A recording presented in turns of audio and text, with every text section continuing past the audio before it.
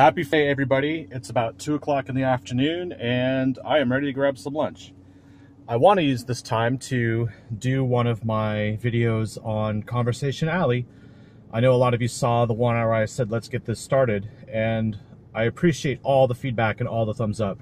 So what I'm going to do is take those comments and do separate videos on them. So someone talked about kind of like payola through manufacturers to journalists. I want to discuss that, and that'll be a separate video. And I also want to discuss a few other things with what you've all wanted me to do.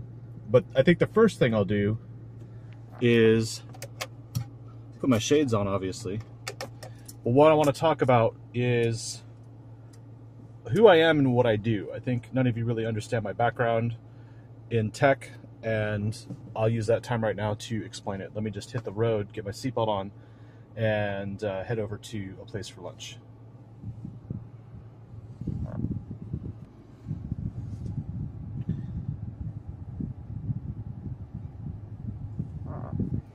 Okay, well, I'm shooting with my phone because it's easier to do these types of videos and get it all done at the same time. There aren't too many restrictive laws in this part of town, so that's why I'm able to do it this way. But what I'll do is I'll get my way to the freeway here, and then once I get to well, you know what? Maybe I won't take the freeway. I'll just take the side road here. Yeah, let's do that. Let's get started. So, I am what you would call a front-end web developer, and that would be HTML, CSS, JavaScript, and then all those other stupid frameworks that come with it. Bootstrap, jQuery, React, Angular, Dojo.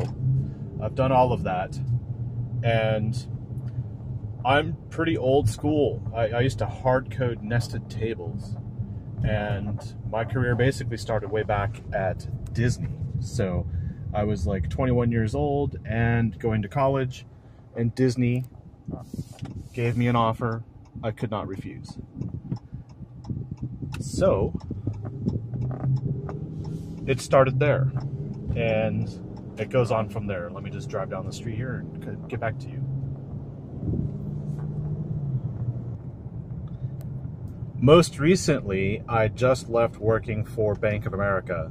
What I was doing for them was the UI, the user interface, on their next generation of ATM machines.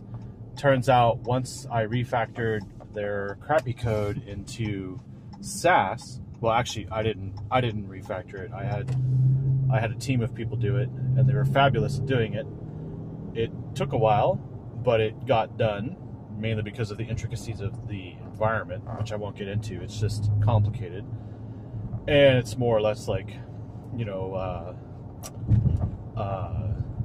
business secrets anyway, so I don't talk about that. But I worked on some cool stuff, and that was it. They weren't going to buy new machines, so to me it was pointless to stay. But prior to that, I did work for HPE, which was Hewlett-Packard Enterprise, and is now Micro Focus because they went through a merger. So I did a quick project there with Octane, PPM, VPLC was what I did, but basically it was a project that was internal, and it was a tool there that they used to track things like project management. So they had SLAs and just basically anything that dealt with the life cycle of building a product was what I worked on. So that was that. Prior to that, which was last year at this time, and keep in mind I've been doing automotive journalism during this whole time, it's just that it never really took full time. So, you know, I'd have to be out there for when they're swapping press cars, but at the same time, there's not much there's not much full-time work when you're driving the same car for 7 days. It's kind of like not that much work. So I did that because I could do both jobs at the same time. And prior to Bank of America and HPE, I did work for the U.S. Department of Labor in Austin, Texas, and I worked on the Job Corps website. I also work in Drupal. I'm a Drupal themer, and they had a new site that they were putting in Drupal 8, or D8 as they know it. So basically, I worked on Drupal 8, and that was for the site, which was actually a pretty cool concept. You know, US Job Corps offers free room and board while you get to be trained if you're between the years of 18 and 26. And there was an initiative to enroll something like 400,000 students by 2018, and part of this website was to help reach that goal. And you can learn all about it just by going to the US Job Corps website. I built that along with a team of others, but that's kind of what I want to get to real quick. Is when I talk about burnout, I'm burnt out on these hipster millennial nerds here in Austin in particular, who think they know everything and think that just because they're working where they're working, they're the hot stuff. And you know what? Loyalty, there's no such thing. There's no such thing as loyalty. To me, it's the only thing that matters is quality. And that's not only in the quality of the code, but the quality of someone's logic. And people can get political, and I've been in political environments. I'll explain that. But at the same time, to me, it's sort of like the movie business. You do a project, just like someone does a movie, and once it's in the movie theater, you're out of work. You got to find something else. And that's kind of how it works with me as a consultant or a contractor. When we deliver government websites, when we deliver code and it's checked in and it's even in QA at some point, it's done and you got to find something else to do. So it pays well. I mean, it's not, you know, $250,000 a year. I wish it was. It should be at this point, but at the same time, it pays well, but it also gives me the time to have downtime. And I like to have 1 to 2 months off between projects. Sometimes there's no control over that, and that's just because of the way the market is. But what happens is some of these employers are really cheap and they hire juniors, which is fine, but they make juniors do everything. Or they want someone who's bachelor's in computer science and they say front end, but then they talk about SQL, a database, and they talk about back end code. It's just no. If you want one thing, then hire that. And for me, before I take a project, if an employer is asking for all sorts of things and they want to fill this void with one position, and the position is specifically defined with a title, they don't know what they want. And I don't work for companies that don't know what they want. So there are a lot of them out there. There are a lot of emails and voicemails that I get every day about positions. And they go, oh yeah, you know .NET and you can do back end while you work on the front end. No, that's not how it works with me. So I like defined positions. There's a lot of that out there. There's plenty of stuff to work with in the government space, which doesn't pay as well as Fortune 50 companies do. But the Fortune 50 company work, I like to get in, deliver, and get out, because I'm not a lifer. You know, I want to deliver a quality project and do something new. You could tell based on the video reviews that I do, they're all different. I don't have a format. There's no formula. I just roll with it. And what I try and do on the videos is I used to take a car and then like film it right away and then film it again and film it again and then kind of mash it into one. And some of them work like that. Others, because they're exciting, right? Like a Corvette. But others just aren't that exciting, or maybe disappointing. And so I drive it for a few days, drive it for several days, and then maybe I just record something on the last day. Like the Toyota Camry and the Infiniti QX80, I filmed at the last minute. Like literally, those calls that I received were from people wanting to pick up the vehicles and drop off something else. So I've been busy at those times, but at the same time, I don't like to repeat myself. I might be repeating myself now, but what I'm saying is I don't want to repeat myself with every project, with every employer, with everything I do. It's not me. Redundancy is useless. So prior to Bank of America, Hewlett Packard Enterprise, which is now Micro Focus, and prior to U.S. Department of Labor, I worked for a terrible company in Austin called Forcepoint. And Forcepoint is this former company that was bought by Raytheon. It used to be called WebSense. And I'm sure all of you are familiar with WebSense if you've tried to surf the internet at work, because you got what I would call web-sensed, and you lose basically access to things like YouTube or Facebook or Twitter. Employers can block you from accessing those sites, and usually WebSense does that. But now it's Forcepoint. It was a terrible company. I was there during their 2 mergers and their sell-off and their spin-off, and everyone there is just hyperventilating hyenas, fat hyenas as well. They're pretty disgraceful people. I have nothing good to say about them. And that was a Drupal 8 project, actually a Drupal 7 project, and it was ran by a vendor. So I was kind of like in the middle, but the people running it basically were vendors making too much money. So that was an unfortunate situation, and I had just bought a house and they laid me off like 3 months later. So yeah, that nice house that I had in Cedar Park, not worth it. Prior to that, I don't remember what I did. Oh yeah, I did a brief little thing, just brief, at Fleshlight, which is here in Austin. Don't look that up from work, and don't look that up if you're under 18. But that's what I did. I worked on a site called FN Cache, which is their affiliate cache thing. And that was just to make it more mobile ready. At the same time, though, when I started there, they fired the manager who hired me within a week after I started. So that was kind of awkward. And they're a small, privately owned company. They make a lot of money, and it's a great place to work if you are a total loudmouth. I mean, you got to be like, you got to be opinionated. You got to be like someone from Jersey Shore, but at the same time, you got to be polite. It's a great little place, but it's not for normal people. And so I enjoyed the change of pace that they had, but at the same time, you know, it's not for everybody. And prior to that, well, let me get through this traffic, and I'll tell you what happened before when I worked in DC. Okay, so in Washington, D.C., I did a lot of Drupal work. And Drupal is a platform, it's a framework, whatever you want to call it. Drupal is Drupal. And I was doing work for a company that was contracted by EPA, the Environmental Protection Agency. So I was working on a project there on some sort of, published thing. I don't want to divulge too much information. It's probably so old now that they don't use it, or maybe they still use it because it's the EPA. But anyway, I worked on something for them.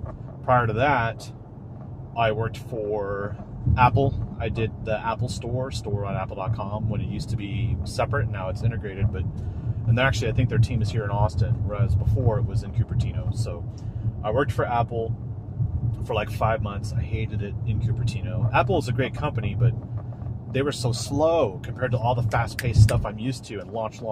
They only launched 8 times a year, and to me that was just too slow, too boring. And it wasn't continuous integration either, which is the new thing now. CI is the big nomenclature, and you got to learn that. By the way, I'm in Sunset Valley. I'm at this red light, so I'll talk to you now. So basically, you have the EPA, and then before that, I was doing more government stuff for Office of Management and Budget, which is a part of the Executive Office of the President of the United States. So yes, there was a lot of security clearance going on, a lot of background checks for each government thing that I worked on, and I loved it. And everything's so organized, everything's well taken care of, everything is very well oiled, and it's a machine. And that was also Drupal. I started in 2010 doing that, and worked on usaspending.gov, businessusa.gov, data.gov, itdashboard.gov, pretty much everything that was, by then, the former CTO of the United States, Vivek Kundra. They had this whole open government initiative, and Drupal was open government, and that's where I got started in Drupal. So that was 2010, starting in D6, and then worked up to D7. And then last year I went to D8, again, went back with the US government. So it is, if you're getting into tech, front end is like a weird animal, because Back-end guys don't like it, or girls. Back-end people don't like it, but they're sort of forced to do it, and they're not good at it because it is a puzzle, and it takes time, and it takes energy, and it consumes your brain. But I enjoy those things. And you know, in the midst of all that, if you have to know how to hard code, but at the same time you have to understand how these stupid frameworks work, like Bootstrap and Angular and React and jQuery. But once you get the hang of it, it's good, and it pays. But it's a very hard position to fill. Prior to all that government stuff, I worked at creditreport.com. They created that position for me to be there. So that's just an example. And it was called, you know, normally web developer or front-end web developer, that kind of stuff. And the best place I ever worked at was Patina Group, and that's a restaurant company in Los Angeles and New York. They're all high-end fine dining restaurants. They're run by Joachim Splichal, or they're headed by him. He was the founder of Patina, which is a restaurant that all the celebrities went to on Melrose. They've moved on and expanded since then, but that was just a fantastic experience. I will forever cherish it, and I think that if I ever wanted to get reservations for restaurants in New York, I know who to call. So that's a good thing. Oh, by the way, I'm in Sunset Valley. I just passed that FedEx office where that crazy guy was sending the package out of. That's how they caught him. I'm going to go here and get some Indian food at this place called Tarka, which is pretty damn good for being so cheap. So let me head on in there. There's an Indian restaurant right next to a barbecue restaurant. What's the irony in that? Anyway, I'm going to park right here and then come back from lunch, and we will resume my conversation. And yes, I know I parked under trees in a black car, but this is a Chrysler 300S, and even the birds are afraid to take a crap on it. All right, I'll be back.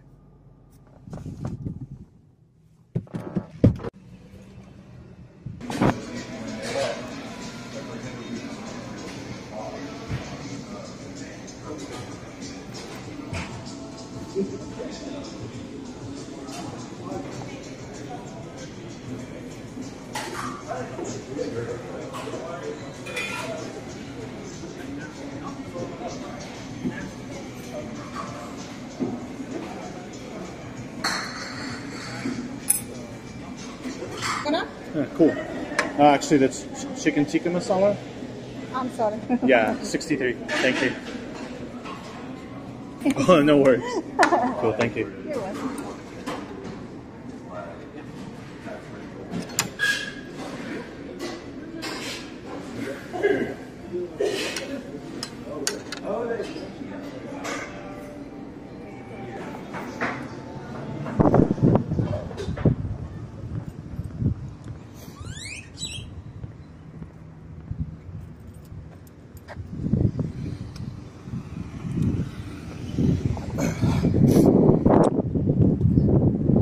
Just get into the car. I know it's kind of windy out here.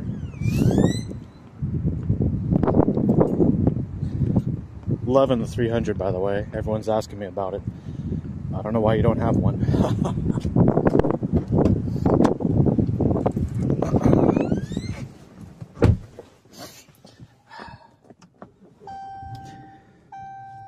Oh, you know what? I gotta get my seatbelt on. Give me 1 second. Okay, so I forgot where I was, but let me just get to a point. So a lot of people go, oh, you know, your resume is 8 pages long. You've been everywhere. That's kind of like 6 months at a time, 2 months. Like, is that a good thing or a bad thing? And my point here is you are in charge of your career path, not your manager, not the VP or the director, not the company you work for. You. It's your responsibility. So I've taken responsibility for my career path. I forgot a couple other companies I worked at. I worked at Lowe's Home Improvement. I worked on their site back in like 2009 when they were launching a new site. Great people, great company, fantastic HQ, by the way. That place is just top notch. And I also worked for TIAA Cref, which is a much better place to work at. Everything's much better to work at than Bank of America, I'll tell you that.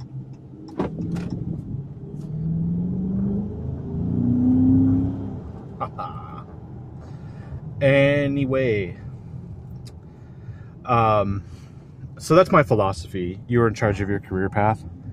And something else too is, you know, because I'm at so many different companies, you can't keep track of retirement plans or anything like that. So I don't participate in those. I don't partake because when I worked at TIAA-CREF, that was during the downturn in the economy and all that in Charlotte, which was the number 2 banking capital in the country, and that was before Wachovia went under. But they're just such sleazeballs when it comes to investments. Investing in a bank's portfolio is just sleazy. And all they really want is that commission compounded annually for the rest of your life in your IRA or in your 401k. And I'm just not going to take a part of that. I don't want to support that kind of initiative.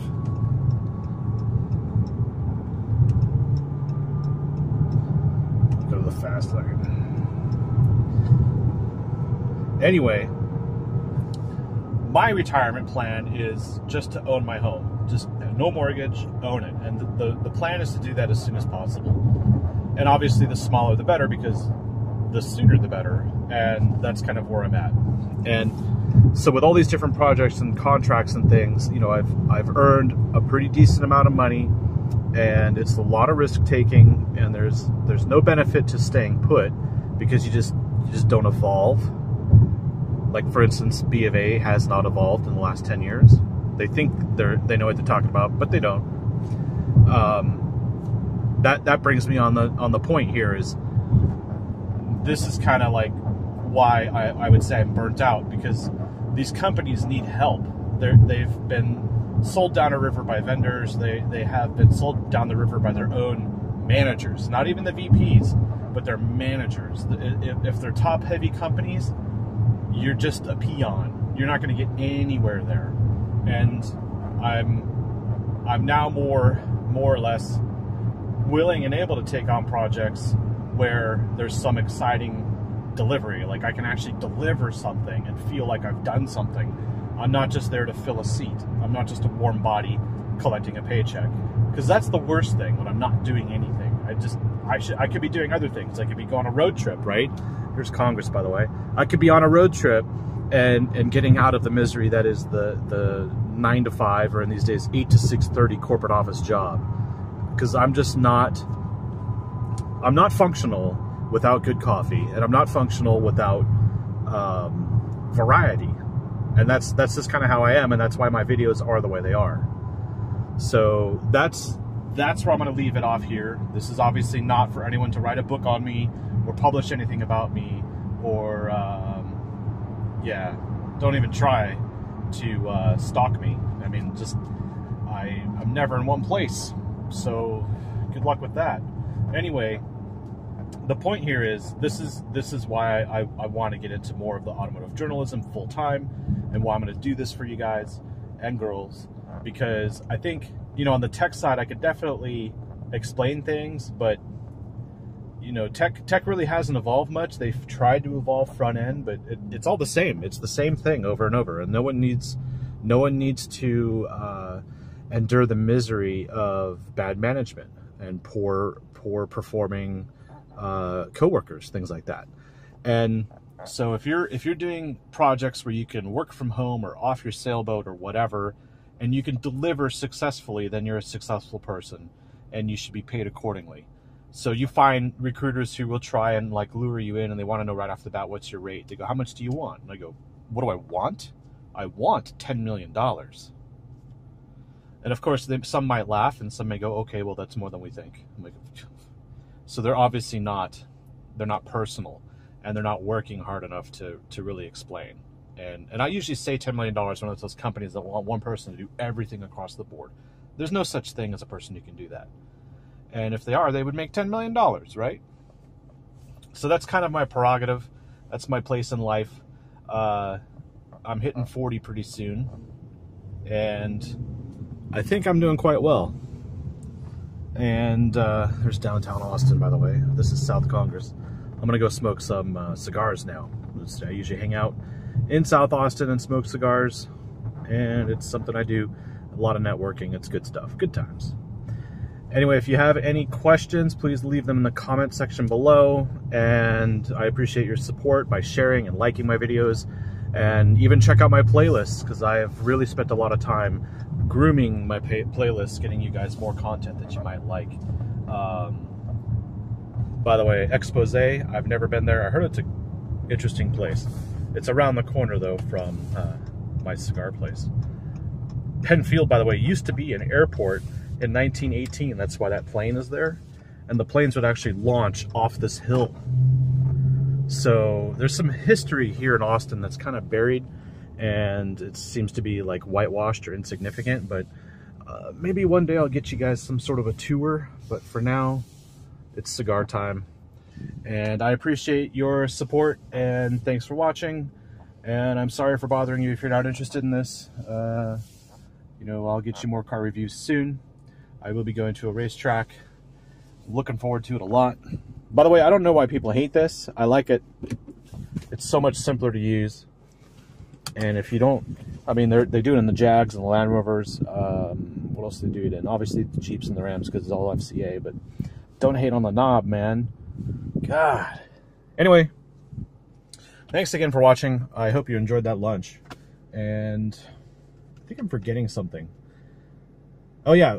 So I read every comment, and if you have something to say or have any questions about the tech work, I don't think I want to share my resume right now. I might have a link to it later in this video in the description below, but it's not really important to me right now. I do field calls a lot, and I try not to answer too many questions in interviews when they're technical, because I don't want to give advice for free. I've seen that happen before, where they ask you technical questions in interviews, and then you give them an answer, and they go and try it, and then they don't need anybody in again. So, yeah, that happens. But if you're looking for tech tips or interview tips or how to succeed and things like that, I guess I can go into that. I wouldn't say I'm like a Dave Del Dotto professional. I don't have seminars or anything, and obviously I wouldn't do that for free. But maybe we can talk about something. We can probably arrange something. Maybe pay videos on YouTube. I don't know. Anyway, have a good weekend, and I will see y'all in the next Conversation Alley, which is all I'll be publishing for like the next week and a half. See ya.